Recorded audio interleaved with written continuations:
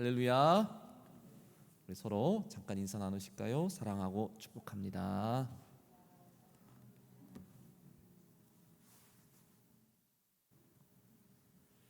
자, 반갑습니다. 네. 오늘 복음을 위해서 권리 포기한다. 그런 제목으로 함께 말씀을 나누겠습니다.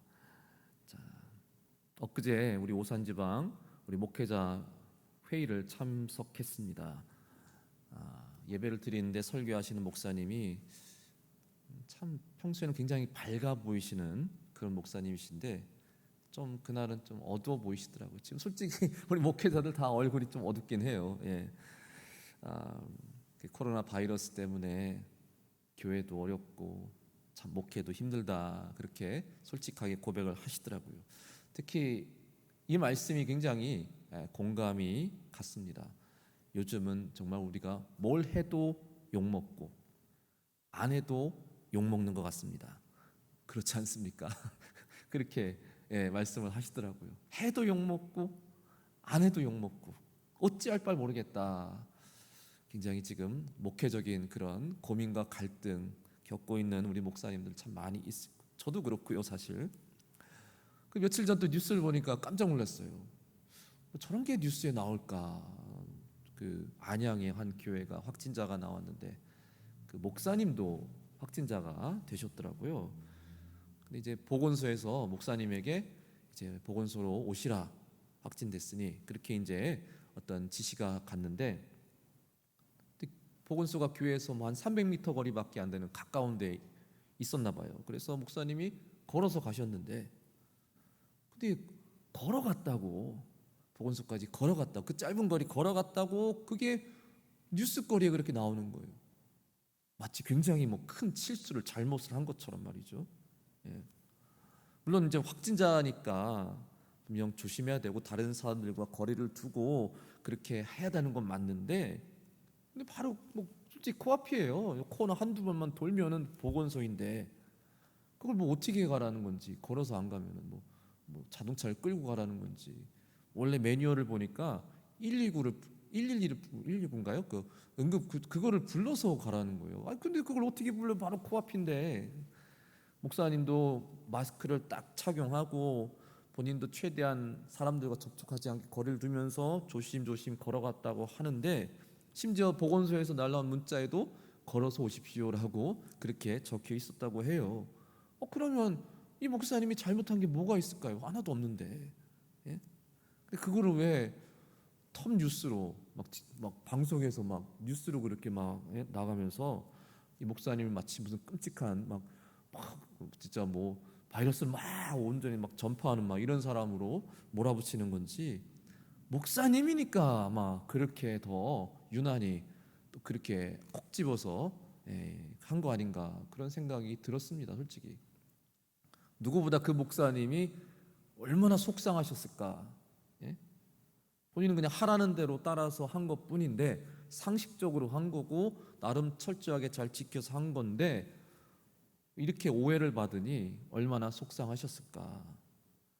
뭐 해도 뭐라 그러고 안 해도 뭐라 그러고 참 답답한 그런 상황이라는 생각이 들었어요. 살면서 우리도 종종 참 잘못한 거 없는데 괜히 오해를 받을 때도 분명히 있습니다. 어떤 목사님도 교회에서 성도들에게 오해를 받으셔서 매우 상처를 입고 너무 속상해서 기도원을 가셨는데 기도를 그렇게 하다가 하나님 어떻게 합니까? 목회도 못하겠다고 막 하소연을 하는데 하나님이 이렇게 응답을 주셨더래요. 야, 너만 그러는 줄 아냐? 너만 그렇게 힘든 줄 아냐? 우리 예수님도 얼마나 오해를 많이 받으신지 한번 생각해봐라. 진짜 생각해보니까 예수님도 얼마나 오해를 많이 받으셨는지, 얼마나 억울한 일을 많이 당하셨는지, 와 진짜 내가 당한 오해는 아무것도 아니구나. 예수님이 당하신 오해를 비교해 봤을 때 우리를 구원하러 오신 분인데 말이죠. 우리를 치유하러 오시고 우리에게 좋은 것을 주려 오시고 우리를 섬기려고, 뭐 나쁜 것을 주려 오신 게 아니라 오직 좋은 것만 주려고 오신 하나님의 아들이 직접 우리에게 그렇게 찾아오셨는데, 근데 어떤 사람들은 예수님의 마음을, 진심을 그렇게 몰라주고 그렇게 막 이상하게 오해를 했어요. 여러 가지가 있지만 특히 가장 심각했던 것은 예수님이 왜 귀신 들려서 말 못하는 자를 고쳐주셨는데, 말이 트게 해주셨는데, 그거는 진짜 하나님만 하실 수 있는 훌륭한 엄청난 능력과 권세 아닙니까? 그럼 그걸 보고 하나님께 영광을 돌리고 이분은 하나님으로부터 오신 분입니다, 이런 고백이 나와야 되는데, 그걸 도저히 어떤 사람은 용담을 못하고 저거는 저 귀신의 능력으로 귀신을 쫓아낸 거다, 이렇게 얘기를 하는 거예요. 예? 저 예수가 귀신의 능력으로 귀신을, 예수님이 뭐 귀신이라는 거예요. 귀신의 부활하는 거예요. 바알세불의 힘을 빌려서 저 귀신을 내쫓았다, 막 이렇게 막 얘기를 하는 거예요. 예수님 입장에서 하나님의 아들이신 분, 그 존귀하신 하나님의 아들이신 분이 귀신으로 오해받는다는 거, 마귀의 아들로 오해받는다는 거, 이게 얼마나 기분 나쁜 일이겠습니까? 정말 말도 못하게 기분 나쁜 일 아닙니까? 그런데 예수님은 그걸 다 꾹 참으셨어요. 결국 그런 오해가 쌓여서 결국 예수님을 십자가에 몰리게 만드셨을 때도, 십자가에 달리실 때도 그걸 다 끝까지 참으셨습니다. 여러분, 혹시 우리가 어떤 오해를 당할 일이 생길 때 참 괴롭고 정말 너무나 마음 아프고 그냥 아무것도 하고 싶지 않고 막 진짜 그렇게 낙심하게 될 때도 있겠지만, 예수님을 좀 생각해 보십시오. 예수님은 이것보다, 내가 당한 것보다 훨씬 더 심한 오해와 멸시를 누굴 위해 당하셔요? 나를 위해 당하셨단 말이에요. 나를 위해, 우리를 위해 당하셨단 말이에요. 우리를 위해서 꾹 참으셨어요. 그걸 한번 생각해 보시면서, 그 예수님을 바라보면서, 우리는 예수님을 바라보면서 정말 믿음으로 할 수 있다면 우리가 좀 그런 오해도 참고 속상한 일도 참고 견딜 수 있는 그런 저와 여러분 될 수 있길 바라겠습니다. 사람들은 혹시 몰라도, 나의 마음을 몰라줘도 우리 하나님이, 우리 예수님이 다 알고 계시니 반드시 주님이 위로하시고 또 보상해 주실 줄로 믿습니다. 오늘 사도 바울도 많은 오해와 또 공격을 당했습니다. 특히 가슴 아픈 건 참 바울이 그렇게 사랑하고 아끼던 제자들 중에서도, 또 동역자들 중에서도 바울을 등지고 바울을 공격했다는 거예요. 그리고 또 바울이 세운 교회, 자식과 같은 교회 성도들조차 자기를 등지고 자기를 오해했을 때 이거 얼마나 기가 막히고 정말 마음이 아팠을까요? 아쉽게도 이 고린도 교회도 그랬던 것 같습니다. 바울의 자식과 같은, 이 4장 15절에 뭐라 하죠? 내가 복음으로써 너희를 낳았도다. 내가 낳은 교회다. 자식과 같이, 아들과 같이 여기는 교회였습니다. 이 고린도 교회는 자기의 모든 것을 다 정말 쏟아부어서 세운 교회였습니다. 바울이 아니었다면 존재하지도 않았을 교회입니다. 근데 바울이 한 1년 6개월을 고린도에서 열심히 그렇게 섬기다가 이제 다른 지역으로 이제 전도하러 떠났더니, 그때부터 막 바울에 대한 오해와 루머와 불신들이 막 고린도 교회에서 싹트기 시작했던 거예요. 특히 바울에게는 사도직에 대한 명분, 이게 항상 논란이 되고 꼬리표처럼 따라다녔죠.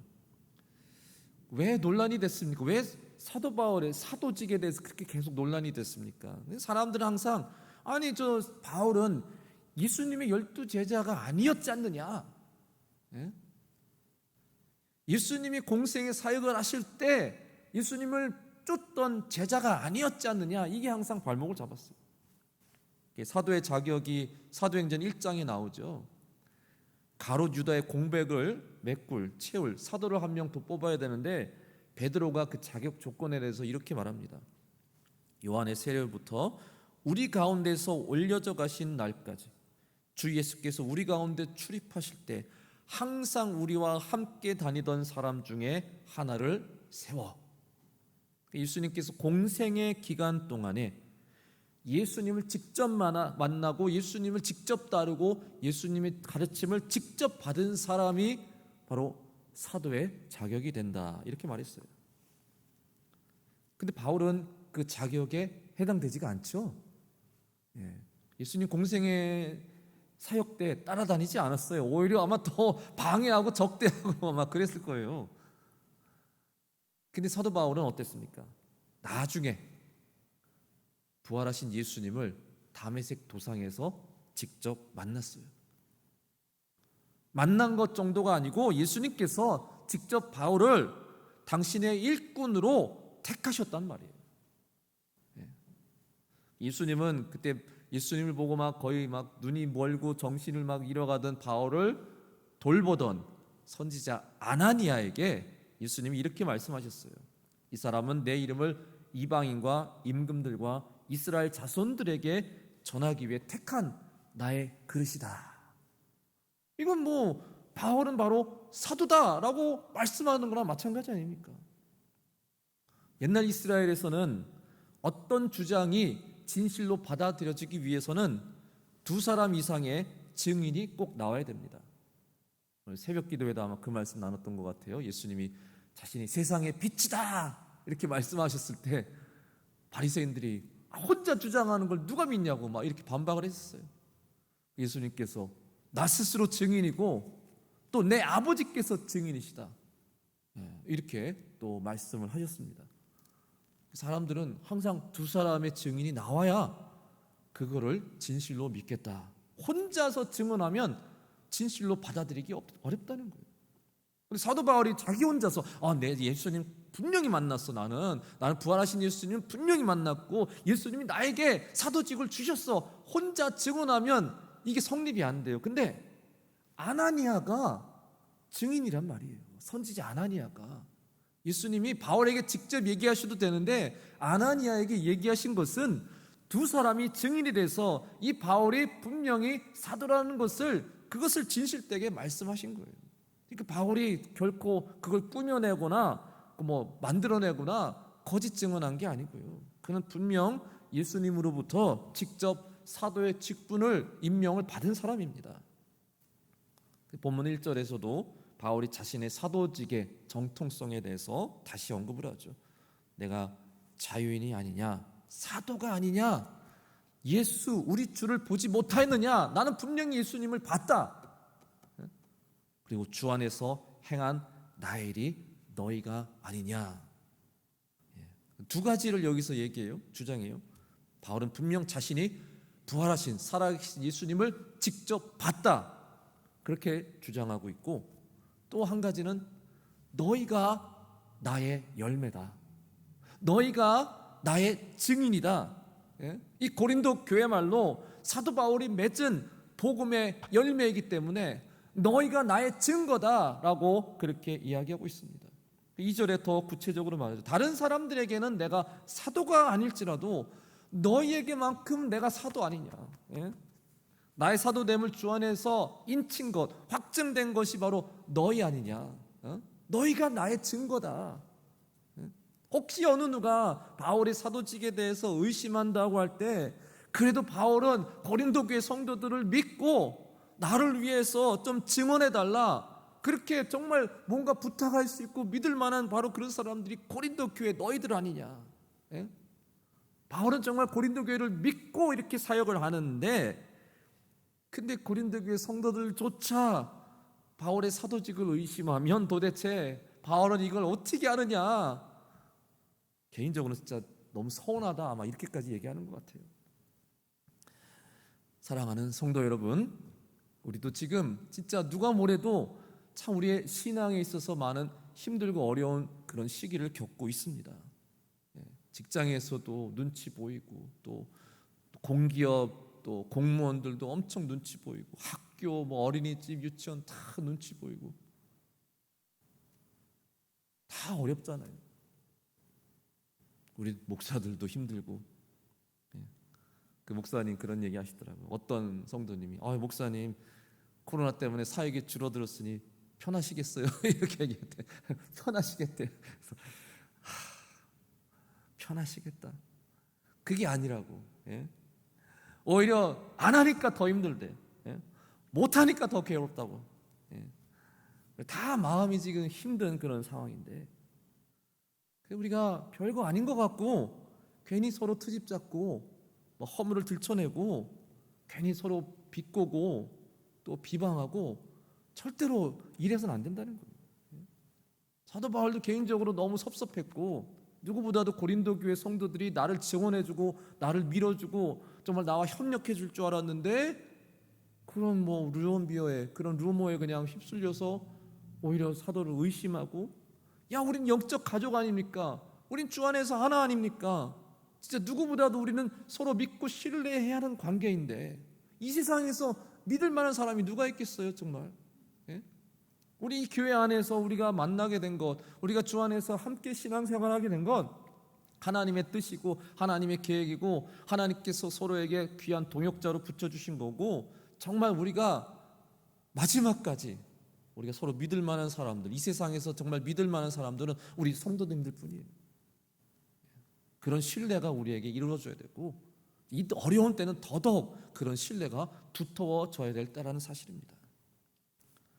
괜히 별거 아닌 걸로 서로 막 트집 잡고 그럴 필요는 전혀 없다는 거죠. 솔직히 지금 뭐 바이러스 때문에 또 걱정된다고 그렇게 교회 예배에 안 나오시는 성도들도 꽤 있어요. 뭐 누구는 이게 이런 것 때문에 알곡과 가라지가 막 갈려진다 막 이런 얘기도 하시는데, 그렇게까지 생각할 필요 없어요. 어떤 뭐 그냥 아유 뭐 그냥 집에서 그냥 영상 예배로 예배 드리겠다, 나오실 수 있을 것 같은데 뭐 안 나오시는 분들도 있어요. 충분히 나오실 수 있을 것 같은데, 근데 그런 마음을 가지면 괜히 실망되잖아요. 괜히 그 사람을 좀 이렇게 안 좋게 보고 편견 눈을 갖게 되고, 우리는 그럴 필요가 없어요. 지금 되도록 우리는 주 안에서 서로 이해하고 양보하려고 그러고, 괜히 비방하는 마음, 그런 마음 안 가지도록 우리는 정말 노력하고 더욱 사랑하는 마음을 갖도록 우리가 힘써야 될 줄로 믿습니다. 예수님께서도 비판을 받지 않으려면 비판하지 말라, 함부로 비판하지 말라 말씀하셨어요. 누군가를 비판하면 결국 그 비판 나에게 돌아오게 된다. 서로 비방하고 서로 비방하면 우린 다 결국 망하게 된다는 겁니다. 예수님께서는 죄 없는 자가 돌로 치라, 이런 말씀도 하셨죠. 사랑하는 성도 여러분, 지금은 정말 우리가 주 안에서 서로 믿고 의지하고 신뢰하고 하나가 되어야 될 때입니다. 비방하고 서로를 막 정죄할 그런 때가 결코 아닙니다. 그렇게 계속 간다면 교회에 정말 큰 위기가 올 수도 있습니다. 우리 돌아보시면 다 얼마나 좋은 사람들입니까, 여러분? 다시 한번 주위를 돌아보실래요? 당신은 참 좋은 사람입니다. 이렇게 한번 또 인사해 보시죠.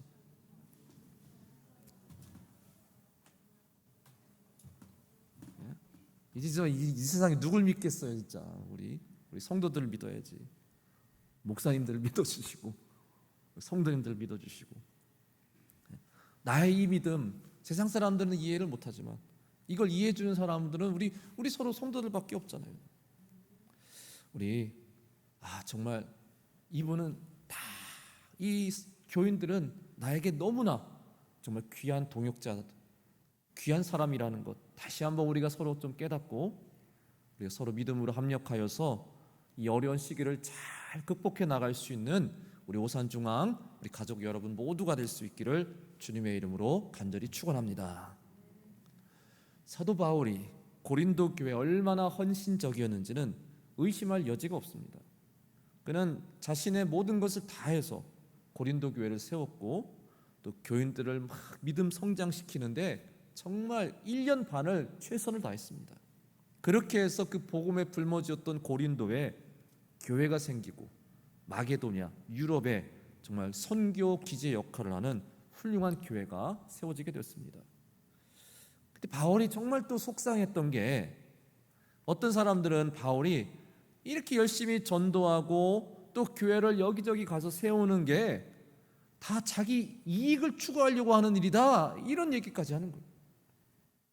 그러니까 바울이 교회를 세우면 세울수록 그 교회들로부터 후원금을 받아서 자기가 편하게 먹고 살려고 그런다, 이런 소문도 퍼뜨린다는 거예요. 말도 안 되는 얘기죠. 진짜 말도 안 되는 얘기. 근데 그런 소문이 들리고 그런 소문을 믿는 사람들이 점점 늘어났다는 거예요. 심지어 고린도 교회에서도 그런 말이 돌고 있었다는 거, 기가 막힐 일이죠, 여러분. 아마 바울이 그 교회를 떠났고 나서 새로 어떤 거짓 교사들이 들어와서 바울을 또 좀 안 좋게 보는 누가 돌아와서 바울에 대한 그런 비방들을 막 했을 것 같아요.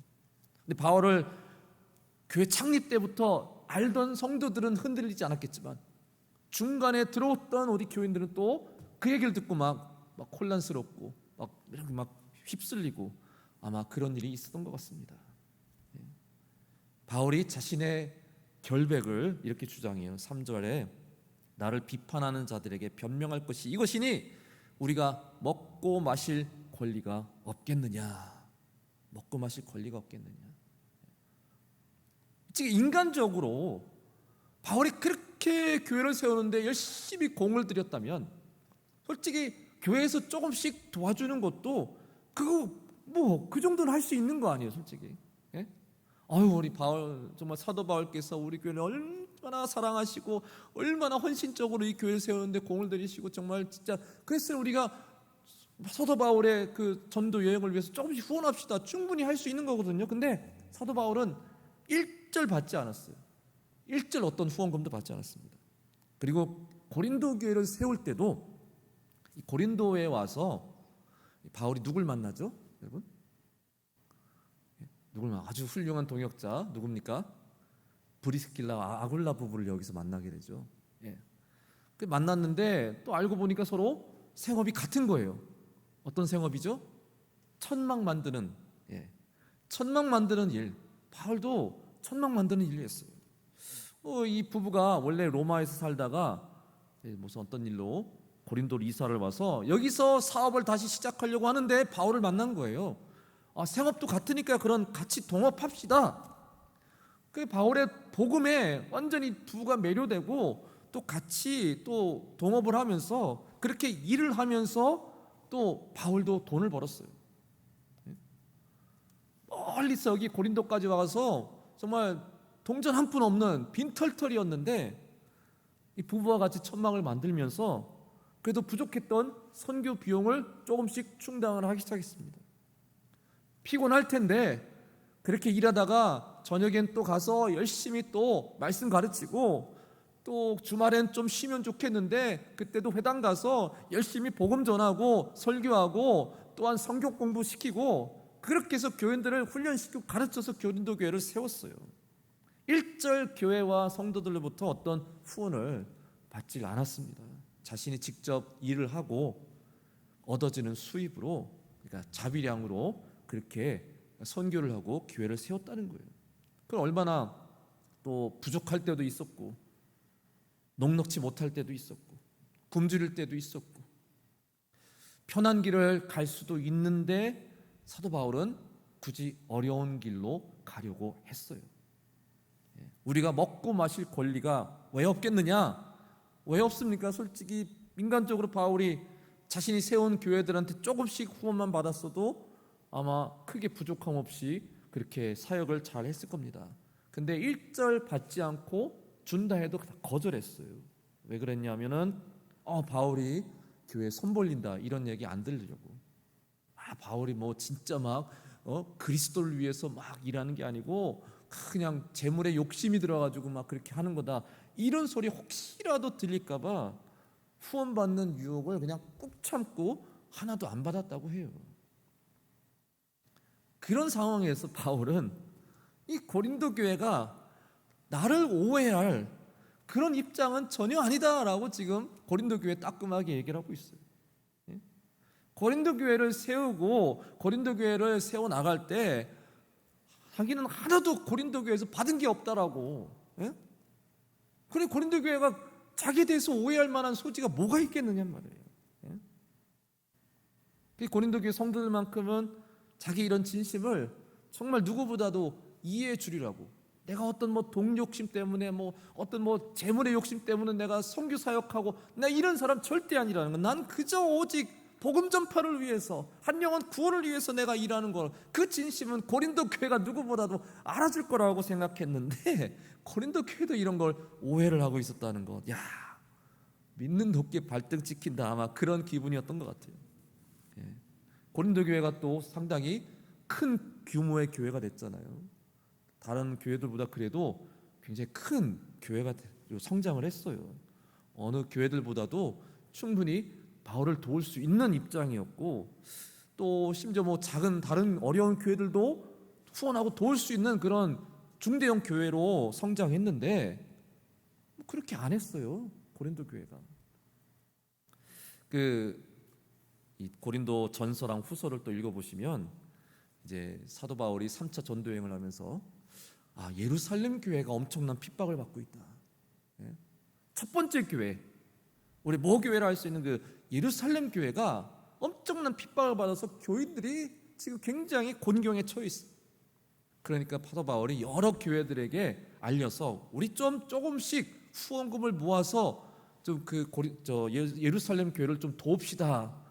이렇게 좀 캠페인을 벌여요. 대부분의 교회들이 다 흔쾌히 거기에 다 동참을 하죠. 이거 당연히 도와야죠. 그럼요. 그런데 어느 교회만 안 했는지 아세요? 고린도 교회만 안 했어요. 이 고린도전서 16장에 바울이 여기서 아마 처음으로 얘기를 꺼낸 것 같아요. 예루살렘 교회를 위해서 서로 좀 연보를 하라. 헌금을 좀 하라. 모아서 우리가 좀 도와주자. 그때 또 고린도 교회가 흔쾌히 그거에 대해서 승낙을 하고 동참을 하겠다 했죠. 근데 두 번째 편지 고린도 후서의 9장에 보시면 바울이 그 연보에 대해서 또 한 번 이야기를 꺼냅니다. 1년 전에 분명히 고린도 교회가 하겠다고 답을 들었는데 1년이 지나도 캄캄무소식이 이게 뭐냐 도대체 이렇게 고린도 후서에서 그걸 얘기를 꺼내요. 내가 고린도 교회가 후원을 하겠다, 연보를 하겠다라고 내가 그 얘기를 듣고 다른 교회들에게 가서 저 고린도 교회가 다 이제 저 예루살렘 교회를 위해서 연보를 하겠다. 그걸 자랑을 했다는 거예요. 다른 교회 가서 우리 고린도 교회 얼마나 훌륭합니까? 다 어려운 상황인데도 저 힘든 교회를 위해서 돕겠다라고 막 그렇게 다 나서니 고린도 교회 정말 훌륭하지 않습니까? 여러분 어떻게 생각하십니까? 다른 교회 가서 그렇게 막 설교를 했다는 거예요. 그 얘기를 듣고 다른 교회들이 감동을 받아서 그럼 우리도 합시다. 고린도 교회에서도 한다니까. 그렇게 해서 다른 교회들 다 연보를 하고 다 모아서 다 준비를 하고 바울에게 보내줬는데 1년이 지나도 고린도 교회만 그 약속을 안 지키고 안 보냈다는 거예요. 그래서 바울이 창피해 죽겠다고 다른 교회에 다 자랑을 늘어놨는데 막상 보니까 고린도 교회만 그때 약속해놓고 안 지키고 있어요. 얼마나 부끄러워요 이게. 얼마나 부끄러워요. 왜 그렇게 뜸을 들였을까요? 그리고 정말 고린도 교회가 약속을 지켰을까요? 그거는 나오질 않아서 모르겠어요. 그래도 다른 교회들보다 훨씬 여유가 있는 그래도 넉넉한 교회였을 텐데 훨씬 더 어려움에 정말 부족한 상황에 있는 교회들은 즉각 얼른 빨리 모아서 지금 얼마나 위급한 상황이에요. 빨리 도우라고 그렇게 바울에게 전달을 해줬는데 1년이 지나도 고린도 교회는 캄캄무소식. 진짜 이거는 바울이 너무 답답해서 그 고린도후서에서 이런 말씀으로 좀 재촉을 하죠. 고린도후서 9장 6절에 적게 심는 자는 적게 거두고 많이 심는 자는 많이 거둔다. 네? 빨리 좀 하십시오. 이 고린도 교회는 아마 그 당파 싸움 때문에 이게 아마 이런 거 후원하는 거 이런 것도 제대로 동참을 못했던 것 같아요. 서로 의견이 엇갈려서 그 자신들이 행해야 될 봉사와 섬김을 제대로 행하지도 않으면서 바울을 의심하고 오해했다는 겁니다. 근데 또 보통 또 그렇지 않습니까? 남을 그렇게 의심하고 비방하는 사람들은 대체로 자신도 제대로 하지 않으면서, 자신도 제대로 봉사하지 않으면서, 자신도 제대로 헌신하지 않고 일하지 않으면서 괜히 남의 하는 일 시기하고 질투하고 또 발목 잡고 괜히 남의 허물을 들춰보는, 보통 그런 상황이 많더라고요. 자신의 봉사와 의무를 다 잘하면 글쎄요, 그래도 남을 판단할 그런 자격이 있을까요? 그것도 아닌 것 같은데, 근데 꼭 자기 일도 잘 안 하는 사람이 오히려 남을 비방하고 방해하고 걸림돌이 되는 그런 경우가 또 많이 있던데, 그런 사람은 주님이 과연 어떻게 생각하실까? 여러분, 어떤 교수님, 지금 또 대학교도 좀 이제 종강을 했겠지만 한동안 뭐 다 영상 강의로 막 그렇게 했잖아요. 영상 강의, 이게 얼마나 힘들어요. 또 교수님들도 입장을 보면은. 근데 좀 영상으로 하다가 이제 좀 차차 이제 다시 수업 강의로 반으로 나눴죠. 수업 강의도 하고 영상 강의도 하고 두 개를 다 해야 되는 거예요. 근데 이제 뭐 두 개를 다 뭐 번갈아 하기는 힘드니까 이제 수업을 하면서 그거를 바로 영상으로 레코딩해서 그렇게 해서 영상 수업까지 하는, 이제 그렇게 하는 이제 교수님들이 많았나 봐요. 근데 어떤 교수님이 그런 얘기 하더라고요. 너무 속상해 죽겠다고. 자기가 어떤 학생한테 고소를 당했대. 고소를. 왜 고소를 당했냐? 그러니까 이제 비대면으로 영상으로 수업을 하는 학생인데, 교수님이 마스크를 안 쓰고 수업을 진행하신다고 고발을 당했다는 거예요. 그걸 고발을 했다는 거예요. 그게 그 교수님이 그 수업에 다른 학생들을 데리고선 수업을 하시는 거예요. 근데 그 학생들은 다 동의를 했어요. 우리는 마스크 쓸 테니까 교수님 마스크 벗고 수업을 하십시오. 거기에서 수업 듣는 학생들은 그걸 다 동의하고 그렇게 교수님이 진행을 하는데, 정작 그 수업에 들어오지 않고 집에서 영상으로 그거를 보던 학생이 마스크를 안 쓴다고 교수님 고발했다는 거예요. 야, 어떻게 이럴 수가 있냐고. 차라리 거기 수업 와서 그게 마음에 안 들어서 고발을 당하면 내가 또 할 말이 있지만, 수업도 안 들어온 학생이 그 교수님 마스크 안 썼다고 그거를 고소한다는 건 너무 억울해 죽겠다. 세상이 그런 것 같더라고요, 여러분. 12절에 보십시오. 우리가 이 권리를 쓰지 아니하고 범사에 참는 것은 그리스도의 복음에 아무 장애가 없게 하려 함이로다. 왜 나도 권리를 주장할 수 있고 내가 세운 교회마다 조금씩 후원금도 받을 수 있을 것 같고 뭐 그럴 수도 있는데, 내가 그걸 다 안 하는 것은 혹시라도 걸림돌이 될까 봐, 혹시라도 복음에 장애가 될까 봐 난 그걸 권리를 다 포기했다. 야, 참 대단하죠. 전에 그런 말씀 한번 드린 적이 있었을 것 같습니다. 우리가 뭐 적극적인 복음 전도자가 되진 못하더라도 남의 믿음 생활에 발목 잡는 일만 제발 하지 말자. 지금은 절대 정말 더 그런 것 같아요. 괜히 열심히 일 잘하는 사람 시기하고 또 비방하지 말고, 괜히 열심히 신앙생활하는 사람 또 시험 들게 하지 말고, 그렇게만 안 해도 우리 주님께서 참 잘한다라고 그렇게 칭찬하시지 않을까.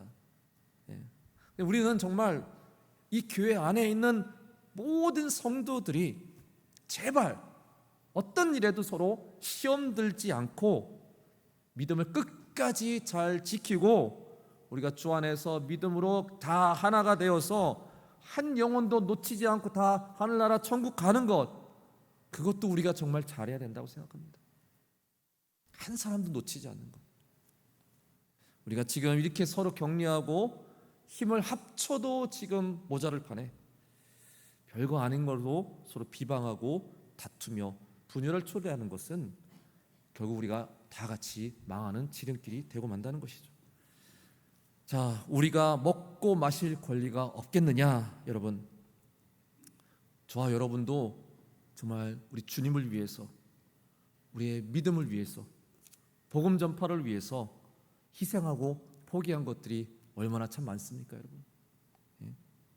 개인 시간도 포기하고 여가 생활도 포기하고 요즘 뭐 다 뭐 캠핑 간다고 뭐 좀 막 주말마다 막 싸들고 막 나가고 그러는데 우리는 그런 것도 포기하잖아요.